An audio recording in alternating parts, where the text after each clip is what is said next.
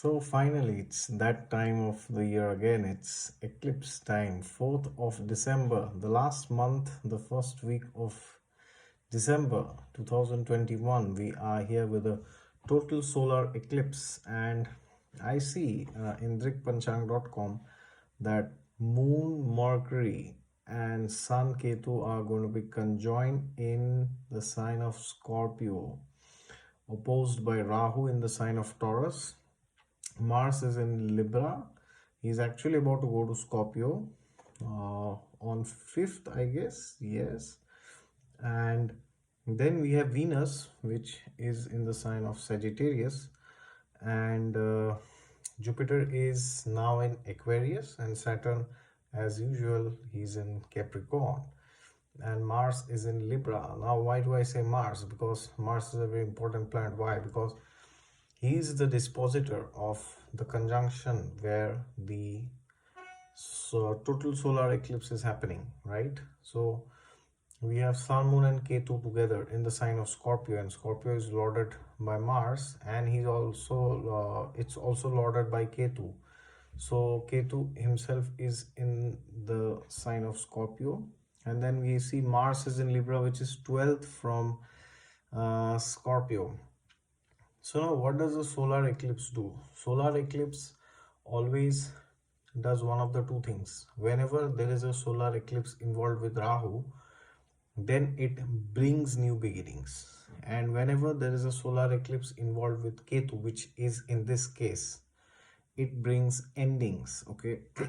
So therefore, we need to understand that there are things which keep ending in our life every 6 months. Okay. Not that it will end for this eclipse. It happens every 6 months. All right. Every year, every 2 years, every decade. So now what's the thrust of this eclipse? We have to understand that this eclipse is happening in the sign of Scorpio, which is the original 8th sign in the Kalpurush Kundli. And 8th sign is the sign where the moon is actually debilitated, right? Moon gets debilitated in Scorpio. Now, the interesting thing here is you have Sun and Mercury together, which means that the energies of Mercury is going to be very important. Okay. Now, to start off with the initial description of the eclipse, because this is happening in the sign of Scorpio, therefore, we may be forced to make a particular decision regarding to where Scorpio falls in the horoscope, to let go of certain things related to that house. Okay. So for example, if Scorpio is falling in your 10th house, then it could be some decision related to your career that you are forced to let go of. Now, is letting go always bad? Well, not necessarily. Letting go can be good also, right? Which means you could let go of negativity, of toxic patterns, of toxic people, thought processes which are no longer serving you, which are not doing good to you anymore, right? So many times people think eclipses, whenever involved with Ketu, Sun, Moon, Ketu together, they are always bad.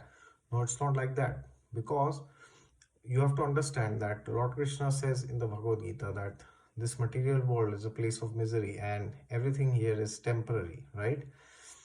He says, Matra sparshastu konteya shitoshna sukha dukkha. He says that one should, you should remain equipoised actually and not be bothered by the change of season. It's like happiness and misery is like changing of seasons, right? Hot, summer and winter. So therefore, you have to understand that it's not within our control to keep holding things forever. And more the so in this case, the eclipse is happening in Scorpio. So Scorpio shows something which we keep hiding inside us, because we feel that whenever we release that, we let go of it, we will feel a lot of pain and happiness and misery, sorrow. So therefore, we hold on to things sometimes which deep down inside we also know that is not serving us in our deeper purpose, right? So therefore, analyze yourself, ask yourself, which is that thing which, or it could be one or more than that. What are those things which you know deep down inside is not going to yield fulfillment to you in the long run, but you're still holding on to them, right? What are those things? So once you identify those things, then it's very important that we become vocal about all those things. Vocal doesn't mean you write a big social media article or post about it.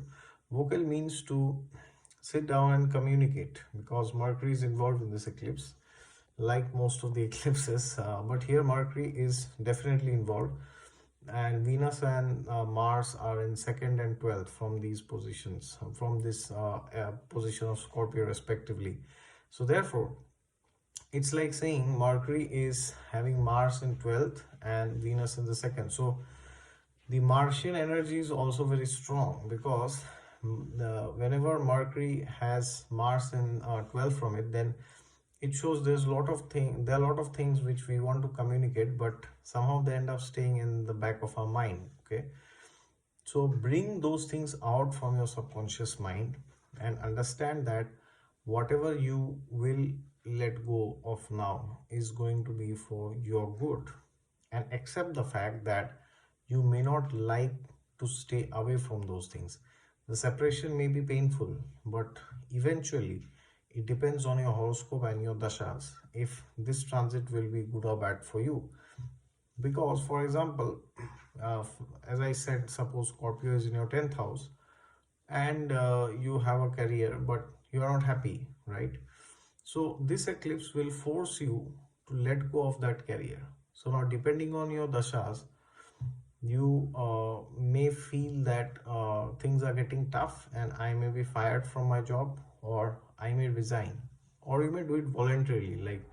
Um, so once you do that, then you can look for a different job which is not only paying your bills but is also making your life more happier in the long run. Okay, because profession is very important in this case, because it consumes 8 to 12 hours of our day, right? Now, because this could happen in your 10th house, for example, if you are a Aquarius Lagna, then this is happening in your 10th house, right? And if you're a Taurus Lagna, then this will be your 7th house. Okay, so once you know where Scorpio falls in, you have to understand and analyze and see the vulnerabilities that are there with respect to that house, and you communicate those things to yourself and try to see where you could be. Try to get a vision. See, the problem with Scorpio is they may lack vision sometimes. Okay, so therefore try to see where will you be from now, 5 years from now. Okay, if you let go of this thing. So for example, imagine, just think of your situation 1 year back. Was there something which happened, which you knew that will not be good for you in the long run, but you are still holding on to it, right? And now you are still attached to that situation or that person or that job or anything it can be. And even now it's causing so much suffering to you. So do you want that the same suffering continues?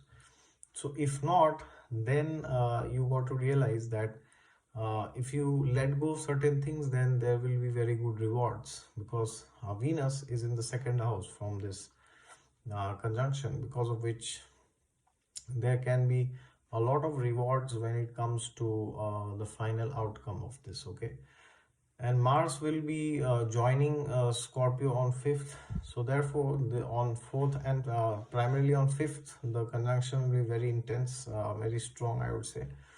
So therefore, understand that by denying or by being overly protective of those things which is not good for you is going to make matters worse. Okay, so watch out for tendency to be abruptly behaving on 5th especially, and on 6th also. So 4th, 5th, 6th, all these 3 days very crucial.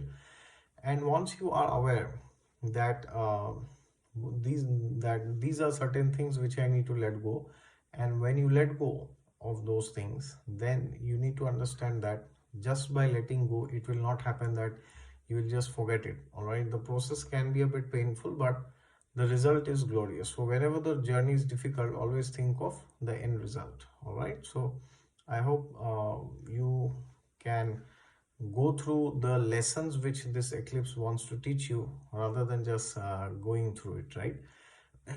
And also, you could always chant this mantra Om Namo Bhagavate Vasudevaya, because this eclipse is in the sign of Scorpio, which may give you this feeling of being confused, and especially the dispositor Mars is in Libra, so you might feel confused regarding what to do. All right, so therefore chant this mantra, pray to Lord Vasudev Shri Krishna, and he will definitely help you to understand what is that which you should let go and why and to what extent. All right, thank you.